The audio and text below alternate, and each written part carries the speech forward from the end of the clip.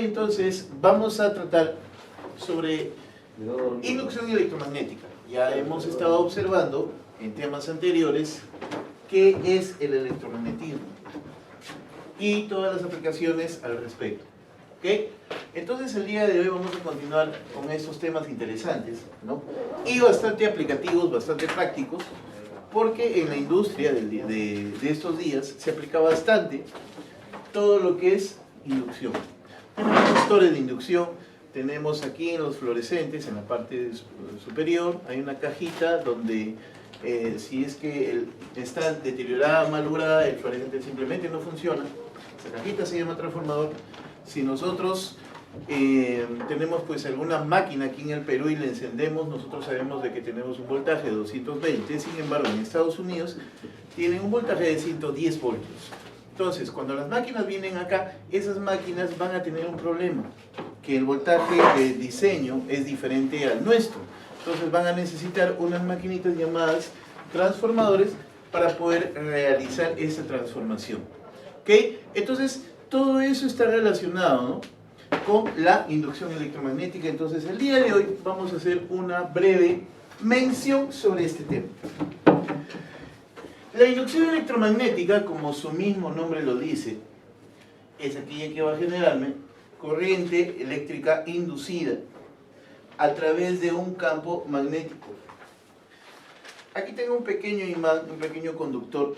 Si es que yo, este conductor, que tiene que estar completamente cerrado, no abierto sino cerrado, yo le coloco a su alrededor un campo magnético, el imán tiene un campo magnético, y varío este campo magnético. Faraday descubre de que al momento de hacer esta operación va a aparecer una corriente en el conductor llamada corriente inducida. Ese es el descubrimiento y la aportación de Faraday, que posteriores investigadores desarrollaron, ampliaron y mejoraron hasta lo que tenemos en las aplicaciones del día de hoy. Entonces, esta corriente inducida, ¿no?, para poder nosotros entenderlo y estudiarlo, va a ser simplemente la cantidad de flujo magnético que las líneas de fuerza del campo magnético van a generarme en o por unidad de tiempo. ¿Ok? Listo. Sin embargo, no hemos definido qué es flujo magnético. Aquí a continuación definimos qué es flujo magnético. El flujo magnético primero es una cantidad, una magnitud de tipo escalar, no es vectorial, que me va a expresar el número de líneas que atraviesan una determinada área, un número de líneas de fuerza magnética. ¿Ok? Si tenemos, por ejemplo, una superficie y van a pasar 3 líneas en un determinado tiempo de, no sé, pues un segundo, esto sería simplemente 3 sobre 1, ¿ok? Porque está pasando por un determinado área. Sin embargo, hay que tener cuidado con que las líneas pueden pasar en una dirección o pueden pasar en otra, o pueden pasar en forma transversa. Vamos a tener cuidado con qué ángulo de inclinación está pasando. Entonces, si yo relaciono el flujo de líneas con el campo magnético y el área, voy a simplemente tener esta fórmula, donde simplemente para acordarnos nos llamamos, o le llamamos, que el flujo es igual a vacos. ¿Okay? ¿Qué me dice entonces vacos? El flujo es B, que sería la intensidad de campo magnético, que ya lo hemos visto en clases anteriores. A sería simplemente el área, y el ángulo θ, no confundir con este simbolito que para este caso nos está indicando el flujo magnético, y este ángulo θ. El ángulo θ me va a indicar la inclinación que tendría la normal a la superficie con respecto a las líneas de fuerza que entran. Es decir, si yo tengo esta superficie, la normal nosotros la entendemos como aquel vector que atraviesa en forma perpendicular, ¿ok? Y si las líneas de fuerza entran en esta dirección, yo voy a trazar aquí un ángulo entre justamente las líneas de fuerza y esa normal.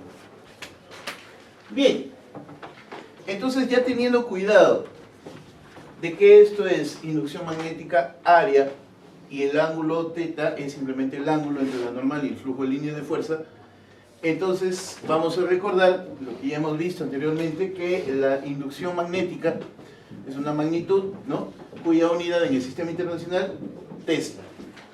el área ya sabes tú de que está en metros cuadrados, y el flujo magnético va a estar simplemente denotado por una magnitud llamada Web.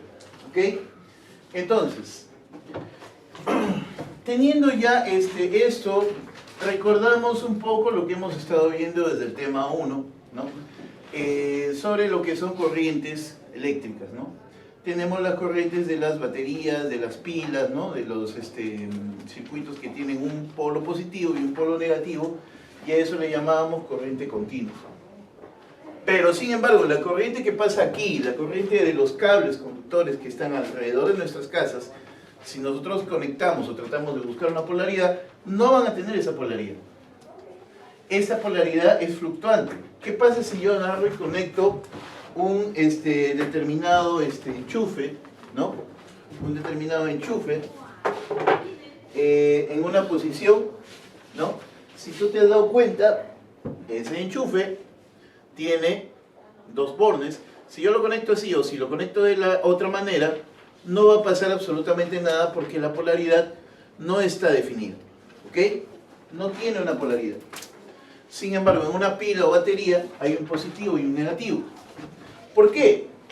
Porque esta corriente simplemente se le llamaba, como ya hemos mencionado, corriente continua. Sin embargo, la corriente que está en los conductores, en los cables de las casas, es llamada corriente alterna, justamente porque la polaridad que me va a implicar la dirección y el valor va a estar oscilando periódicamente.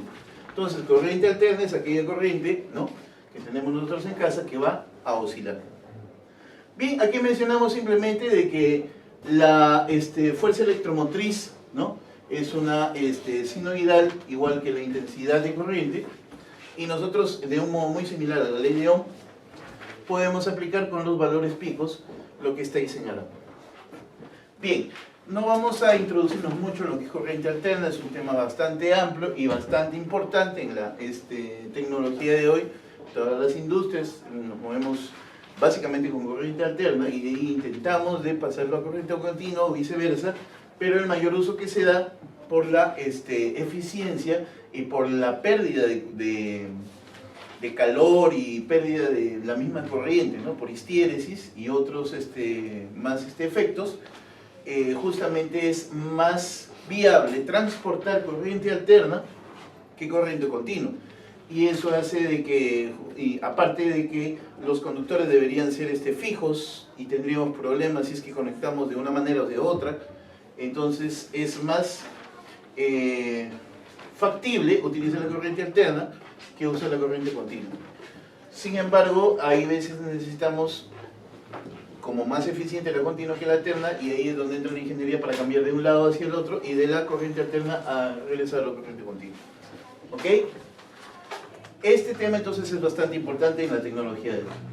Y concluimos esta parte, esta mención teórica, con un dispositivo llamado transformador. Retomando el ejemplo que habíamos visto, ¿no?, en Estados Unidos, tenemos, o tienen ellos, una corriente de 110 voltios y nosotros de 220. ¿Cómo hacemos para que eso cambie? Justamente usamos lo que es el transformador. Es un dispositivo diseñado para modificar esos valores. Aquí vamos a tener cómo funciona. Justamente utiliza la corriente inducida. ¿De qué manera? Si yo paso por una parte del transformador, corriente eléctrica, sé de acuerdo a la ley de Faraday que esto me va a inducir un campo magnético aquí. O sea, si yo conecto esto a un cableado de corriente, me induce un campo magnético en este lado. A ese lado que está conectado, ¿no?, los bornes hacia una fuente de corriente se le llama simplemente primario. Y este enrollamiento, que es un solenoide que ya se ha visto en clases anteriores, ¿no?, me va a generar simplemente un campo magnético, como que ya se ha visto en clases anteriores, y este campo magnético va a generar o va a circular por todo el núcleo de hierro, en este caso de color verde. ¿Ok? Si ese flujo magnético circula por acá, podemos observar de nuevo la ley de Faraday, con que se va a generar una corriente inducida por un cable que sería aquí todo este cableado, ¿no?, si es que hay una diferencia de flujos que obviamente estamos observando está pasando en el núcleo. Entonces, en este sector llamado el secundario, se va a generar una corriente eléctrica alterna, porque aquí hay una corriente eléctrica, se transforma en inducción magnética, en campo magnético, que se atraviesa a través, es denotado por el flujo de líneas de fuerza, ¿no? Magnéticas. Entonces aquí se vuelve a transformar en corriente alterna, en el secundario. Listo. Entonces, ya tenemos qué cosa es un transformador. Vamos a tener pues alguna mención pequeña sobre ello. Si aquí atraviesa un determinado flujo, ¿no?, de líneas de fuerza, y ese flujo se mantiene constante, el flujo sobre tiempo va a ser lo mismo tanto en el primario como en el secundario. Vamos a aplicar nuestra teoría, ¿no?, señalada acá, para embobinados solenoides, que ya hemos visto las clases anteriores, ¿no? La inducción magnética va a ser menos el número de arrollamientos, como ya se ha visto, ¿no?, anteriormente, por la corriente que se genera. En este caso sería el flujo sobre el tiempo. Listo, pero si yo paso a restar esta magnitud n y mantengo los flujos iguales, voy a tener que esta proporción, tanto en el primario como en el secundario, se va a cumplir. Finalmente voy a llegar a esta notación de acá. Ahora, además yo sé que la potencia se va a mantener en todo el sistema. Entonces, si la potencia es E por I, ¿no?, la potencia en el primario, perdón, la fuerza electromotriz en el primario es igual a la intensidad de corriente en el primario, ¿no?, alterna, por cierto, y esto mismo va a ser la fuerza electromotriz o voltaje en el secundario, y la intensidad de corriente alterna en el secundario. Pasamos a dividir y tenemos la segunda expresión. Vamos a ver un breve ejemplo, dos breves ejemplos de lo que estamos tratando hasta este momento. Calcular la fuerza electromotriz, ¿no?, inducida, que se genera en un cable cerrado que presenta un área de tal. Entonces, vamos a poder nosotros observar acá esta área que está señalada aquí, ¿no?, que de 125 metros cuadrados. ¿Ok? Si el campo magnético alrededor, hay un campo magnético de alguna manera, ¿no?, que está pasando a 53 grados, ¿no?, ¿ve? Que me indica que es un Tesla. Pero de un Tesla baja hasta cero, o sea, ese es el campo magnético inicial, la inducción magnética, perdón, inicial, a la inducción magnética final, que sería cero. Y este cambio lo hace en inducción magnética final es igual a cero, y esto lo hace en 5 segundos. Bien, entonces yo voy a necesitar saber acá, para poder calcular mi fuerza electromotriz inducida, menos la variación del flujo entre la variación de tiempo. La variación de tiempo yo puedo observar rápidamente que es de 0 a 5, es decir, 5 menos 0 segundos. Muy bien. ¿Y cómo calculo la variación de flujo? La variación de flujo simplemente me guío de Backus, lo que ya habíamos mencionado. Entonces, el flujo final y el flujo inicial, ¿cómo van a estar relacionados? Al inicio, ¿qué tenía? De acuerdo a esto es el campo por el área por el coseno del ángulo. Es decir, el campo en este caso es un Tesla, el área 125, y el coseno, ¿será de 53? No, no será 53. No te olvides de que es frente a la normal, ¿ya? Y si yo atravieso el ángulo de 53 en forma paralela, ¿no? Voy a darme cuenta de que el ángulo aquí, ¿no? Si esto es 53, es porque esto será 53 y esto será 37. ¿Ok? Listo. Entonces, aquí yo voy a decir coseno de 37 grados. Y al final, bueno, si el campo al final es 0, no importa los demás valores, esto va a ser 0. ¿Cuánto sería en este caso? Coseno de 37, ya sabes que es 4/5. Finalmente el flujo inicial es 100 Weber. Ahí está, 100 Weber. Entonces yo colocaré, ¿cómo será mi flujo? El flujo, no te olvides, la variación siempre es final menos inicial. Eso es decir, 0 menos 100. Quedaría menos 100 con el signo negativo que está afuera. Simplemente es ese positivo. Y 100 entre 5 es igual a 20. ¿En qué unidades estaba? ¿En qué unidades estaba la fuerza electromotriz o voltaje? Simplemente volts o voltios. ¿Ok? Listo.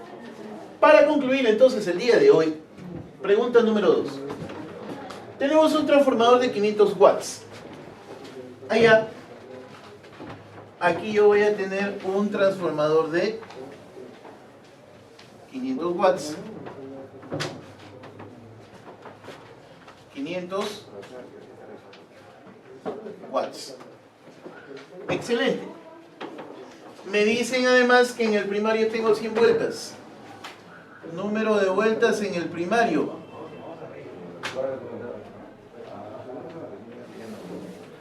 100 vueltas. ¿Ok? Y en el secundario tiene 10 vueltas. Ah, muy bien. En el secundario 10 vueltas. Este es el primario, este es el secundario. Aplico mi relación, la relación que ya hemos visto. El voltaje, estas son vueltas por si acaso. Vueltas, ¿no? Si la relación sería el voltaje del primario entre el voltaje del secundario, va a ser igual a el número de vueltas del primario entre el número de vueltas del secundario. Reemplacemos valores entonces. Si reemplazamos valores, vamos a llegar a que si esto está conectado a línea, nosotros estamos ubicando que la línea aquí en el Perú es de 220 voltios. Por lo tanto, vamos a decir aquí que esto será en el primario 220 voltios, en el secundario, no sé, eso es lo que me piden. En el primario tenemos 100 vueltas y en el secundario 10 vueltas. Allá paso a multiplicar y a dividir adecuadamente y el voltaje en el secundario me resulta 22 voltios. Ya, perfecto. Pero aparte me están pidiendo la intensidad. Tú sabes entonces de que la potencia, por los temas anteriores, la potencia es igual a la intensidad por la fuerza electromagnética. En este caso por el voltaje. La intensidad es 22 voltios y la potencia es de 500 watts. Si reemplazamos adecuadamente, esto sería 500 watts, intensidad y voltaje. Finalmente, la intensidad, ¿cuánto sería? Un pequeño cálculo aquí y vamos a dividir este ladito. 500 entre 22, mitad, 11, mitad, 250. 250 entre 11 rápidamente, 2, y acá sería 322,7 aproximadamente, 22,7. Bien, la intensidad 22,7 amperes. Y con esto tenemos una idea general de qué es lo que pasa en la industria, y no solamente en la industria, sino en la vida cotidiana cuando tú prendes tu laptop, televisor y diferentes artefactos electrodomésticos, los cuales tienen dentro, en su mayoría, la mayoría tienen transformadores, tanto el microondas como el televisor, como los equipos, muchos de ellos tienen transformadores. La computadora, cuando se enciende, lo primero que suena es el ventilador del transformador. Entonces, aquí estamos observando un ejemplo concreto de lo que es la aplicación de la inducción electromagnética en nuestra vida cotidiana. Bien chicos, nos vemos hasta una siguiente oportunidad.